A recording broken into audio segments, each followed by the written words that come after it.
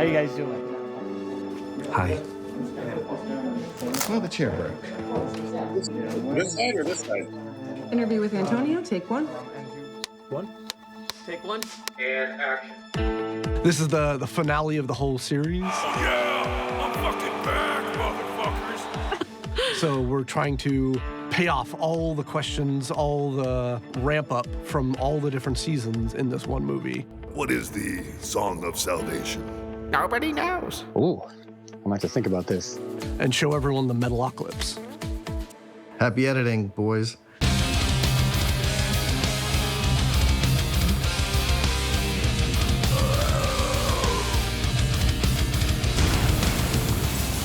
I think stories have endings, and I think when you write a first episode and you kind of set the logic of the world, you set it up with an ending in mind. And there was always a version of an ending in mind, and it kept getting clearer and clearer.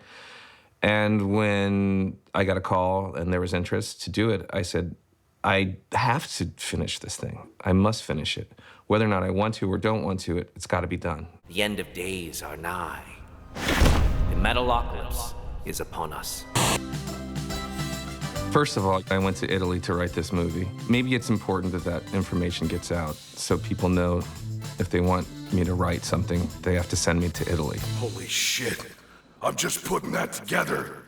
Before I wrote, there was a process. There was a group of people in a room that I talked to, and those people were people that I had long creative friendships with and just friendships with. What I do at the very beginning is I say, listen to me, tell me I'm crazy, tell me I'm stupid, talk me out of this. And then ultimately, I try to put myself in front of them, and I try to have them put me on the spot. I try to put myself on the spot to see what works, what doesn't, why, craft it, make sure that these people whose opinions I value are thinking that this is gonna work. Don't overthink it, you know? It's fine. It'll be fine.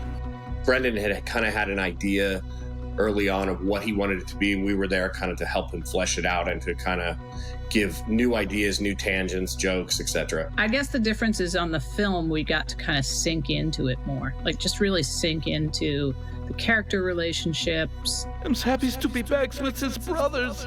Don't touch. Have fun with them. Let them be more dramatic. Let them be just like sink into their darkness, I guess. I'm on Xanax.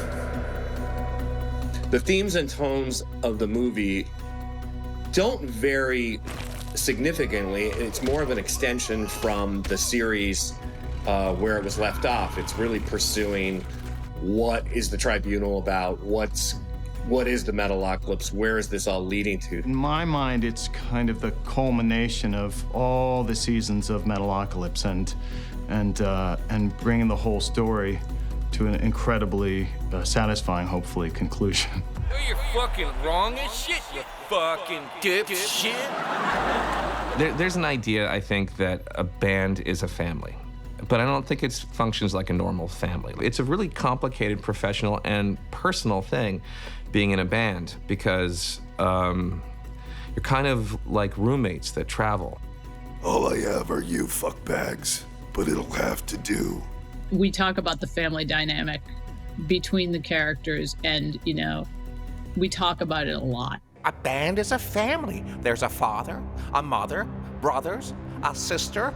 So let's talk about what each of you are really bringing to the table. The sunshines, rainbows, marshmallows, man? Yes, you are. Brendan really chose to dig into an exploration of each of the members' role in the band and in the family that is the band. Your role is to suck. Don't you get it? Without you, we're fooling ourselves. The fact that they have to kind of accept their place in the family and not shirk their kind of family duties, it's a really interesting kind of subtextual thing that's in the film. Take your brother to the bathroom. Go. And so what we have are a bunch of like teenagers, almost like, you know, taking care of themselves. Even though they're grown men, they're a bunch of idiotic teenagers that are dipshits. Excuse me! I think of this like almost like The Lost Boys, where there's no parent around. Toki, be a good boy and bring Mammy his scotch, okay? And then there's also the exploration of kind of fame and how uplifting fame can be. We're announcing a world tour! But also how ruinous fame can be. So it's interesting stuff. It's all very funny, but it's exploring some deeper, kind of themes that are kind of interesting. None of this is about me or us. It's about everybody else that's alive. I'm just a little part of it. I'm just a gear in the wheel of the clock. Holy shit, that's what that means. There's been a long story, kind of this cat and mouse game with this bigger, we call it the Tribunal, but it's this Illuminati group that's been watching the band. Kill them. The movie has to take that little piece of story seriously enough and make it dangerous enough so that when everything turns to shit, it's dire. Death Clock is about to be challenged in ways you don't know. And so that we're scared and bad things can happen. So we have a darker tone that has to happen for this movie to survive. The army of the Doomstar is here. This is the movie. How much can we honor the original look and just make it look better? How much more dynamism can we put in each shot? How much more depth of field? How much wider of an angle lens? How big can we make a scene? How much more can we pull the camera back? How can we let just one shot tell a story? The deadline is here. His jaw unhinges, he barfs out this glob of light, and then he's just kind of like twitching and being held up in the sky by magic, basically. Right. It was really important that I found great collaborators. Sunggu Kwan, Gu, as he's known. Yeah, you can call me Gu. Is the character designer. He's always been for the show. It's really neat when the fans notice the little details in the character designs that maybe were not a big part of the story, but they were just there. For example, I noticed that some of the fans noticed the accuracy of, say, medieval armor and weapons. They would remark that, well, it's interesting that this cartoon show has a more accurate depiction of 15th century medieval armor than, say, most movies or TV shows. How comes I didn't know it was Suits of Armor's Fridays? So basically, once I've watched the animatic or read the script, I would sort of have an idea of where I would want to go with the characters. And I would present to Brendan a number of different concepts, and he would just sort of look them over and sort of steer me in the right direction, the direction that he wants. I think 27, 28, and 29 are my favorites. I think one interesting example is the character of the CFO, Charles Oftenson, because initially, based on his description, I came up with a number of concepts, and he was much more of a kind of a comical-looking character. He was, I think I modeled him off of somebody like George Stephanopoulos or Michael J. Fox playing a character, a suit, basically. So he was this kind of short, maybe more jovial kind of character.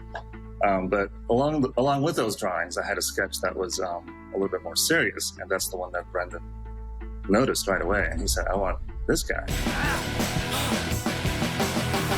Animation is a little more tedious than live action. Each scene is drawn and has hundreds of drawings in it to create the shot. I think our animators are animating somewhere between 10 and 13 seconds a week. So if that gives you kind of a general idea of how long it takes and how many drawings and how many people working on it. Well, hi.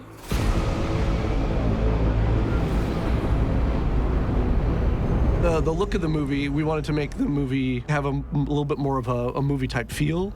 So we gave it a little bit more grit, a little bit more of that movie kind of film vibe. The inspiration behind the new animation style comes from sort of a old meets new. We've talked about inspiration and all that stuff with Brandon for many, many years.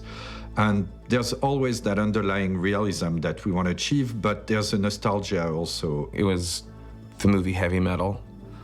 It was Ralph Bakshi, Fire and Ice, American Pop, and kind of more adult-themed and gruesome and horrible and violent, but comedy, too. Brendan had all kinds of films that were very inspirational throughout. I would have to think of John Carpenter was a big inspiration for character placements, just kind of filling the space a particular way. Basically, doing things different from the show that felt a lot more dynamic and a lot more spread out and more just like a motion picture as much as we could with our same kind of character designs and everything. For the movie, at the very beginning, we all talk about we try to make it more cinematic. We're trying to do something like we don't have too much movement of the character, but we're using the environment to establishing the mood and using like different kinds of weathers and the lightings to make this show look interesting without too much movement. The weather, it allows you to do more with less. Leaves passing or, passing by, and you create depth and you create a whole layering, whether it's smoke, weather, clouds, all that stuff, that will end up giving a deeper meaning to your scene and elevate the beauty as well. People don't come to me for salvation. They come to me if they want a song about how your guts will be liquefied by a weed whacker. We did use a lot of 3D modeling in this movie. We realized that we had a lot of stuff we needed to build in this movie, so Brian Weeder built a ton of props in 3D. We created 3D models of all of the band that we could basically hand off to the animators as reference to do special poses that aren't in the show. But what we needed to do is get the face kind of looking on model. It works sometimes. Sometimes it doesn't work. Flash is a limiting animation tool. My brother uses a thing called ZBrush where he can sculpt in 3D and you can get full turnarounds. The crazy thing about our characters, though, is that they look right from one angle, and then from a 3/4 or from a profile, the characters look different. So when you mold them into one big, bust of a head, it doesn't add up from every angle. So we find ourselves having to change things, move things around. It isn't a perfect process, but we definitely are trying to push the ball forward as much as we can visually. And that's one of the ways we did it with 3D modeling. Please get out of my head! Then we thought about something that we'd been talking about from the very beginning, which was an old technique that's like from the ILM days, which are ink tanks. Brendan, his brother, and I, in a very hot garage with giant 50-gallon aquariums, and we have one half is fresh water and one half is salt water. And then you let it settle so there's like a nice barrier between the two. And then you just start dropping ink and you play with it. And you light it with a mag light. And you just sort of see what happens. And then you take it into your compositing program of choice. And then you just play with the colors. You layer things and you just see what you can create. And the result is pretty special, I think. And we do a whole bunch of cloud effects like that. So we use that technique in the later act to show something that is more magical. Since there's lots of happy accident happening in the intact, that'll make the show look pretty different from others, since these are like a very special technique and give you the unique feeling of those subtle colors and slight movement that is somewhat nature, but also kind of abstract. You're not supposed to do ink tanks in animation. Nobody does that. But they're so cool, we just did it because of the cool factor. We had some really cool guest voiceover actors. We had, of course, the great Mark Hamill. When this ends, I will crucify you. Malcolm McDowell. Shoot them down, now! We had Victor Brandt come back. I unwittingly helped to bring about the end of the world. We got Scott Ian from Anthrax. Sir! Target hit! We got Kirk Hammett from Metallica to show up. I got to meet Brendan. I think it's through Scott Ian, I believe. Well, we clicked right off the bat. Him being a guitar player, me being a guitar player, And he asked me if I wanted to contribute and do some voices for the show. And I was just like, of course. Hey, man, that's not nice. He's just like maybe just some character from my subconscious. Well, it's been a long time since you put out a record. Look, here we go. There's a lot of music in the show, and there's a lot of music in the movie. Some of it is the band, and some of it is score. And if you go back from the very first episode till now, there's always been this kind of trade-off where there's probably more score that isn't heavy metal than there is heavy metal. And the reason is because I'm always thinking about dynamics. If the whole thing were metal from the very beginning to the very end, I think there'd be too much ear fatigue. So here's how the music works I write a bunch of demos. I send them to Gene Hoglan. Hi there. And he listens to them, and I say, please beat this with something cooler. Okay. So, yeah, what's your idea?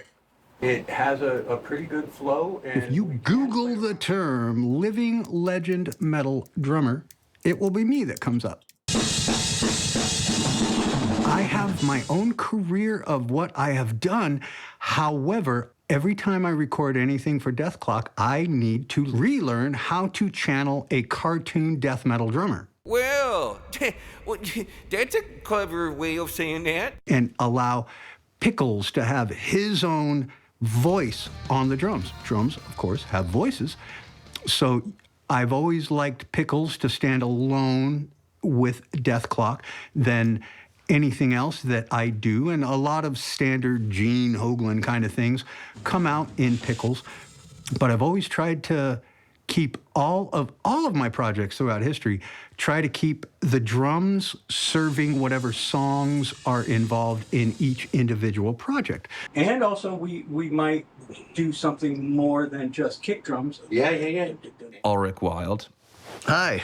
Who has a really good heavy metal name. I bring a lot of heavy metal experience to the table. He also knows a lot of stuff that I truly don't know. I don't know how to engineer. I don't know how to record drums, and that's where I know guitars, and I know bass, and I know vocals. That I can do. I know keyboards, and I can do it, but I don't know anything about drums. You know, you have a guy, Brendan, who is very unique in his approach to heavy metal and composing. Is very orchestral about his compositions.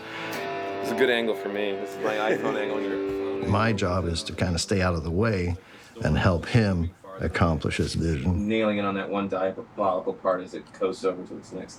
For this project, I knew it was coming, so during the pandemic, I was writing demos, and I had like somewhere around 30 or 40 just bits and pieces. Fortunately, with the movie, Brendan had a number of the songs in advance.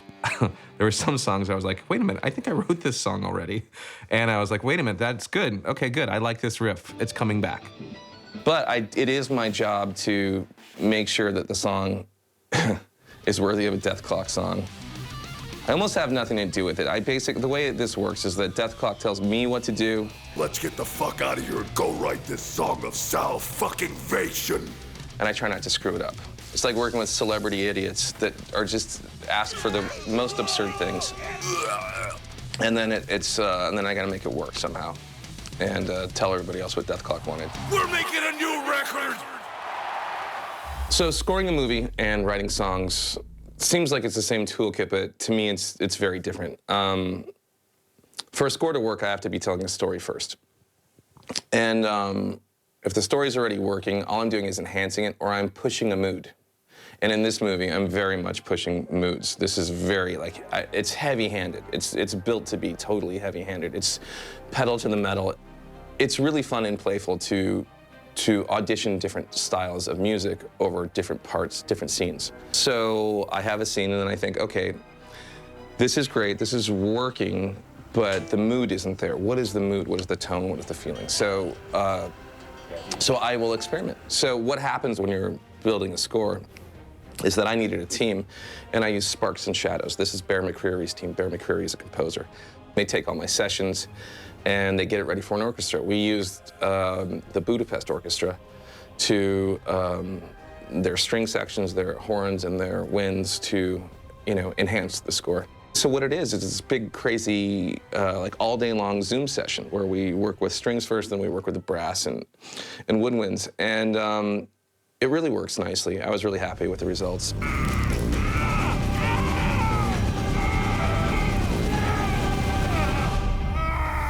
Brendan has been working on this concept for years, maybe 10 years, 15 years, I don't know. And I think he's had this idea in his head for a very, very long time. And to see it sort of culminate in everything that we're doing is something really, really special. One thing I really like about this film is everyone is at a very good place at the very end of the film. So there's almost nothing they could do better. Brendan just really wanted to, end on a high note and just make it as epic as possible. The Metalocalypse! Everyone's important in this team because there aren't that many people. Our budget isn't gigantic, and we have to make this work somehow. And I want it to be good. I want it to be visually exciting, and I want to punch above our budget, and I want to be able to do something that stays with you, that's memorable. This is the great reuniting!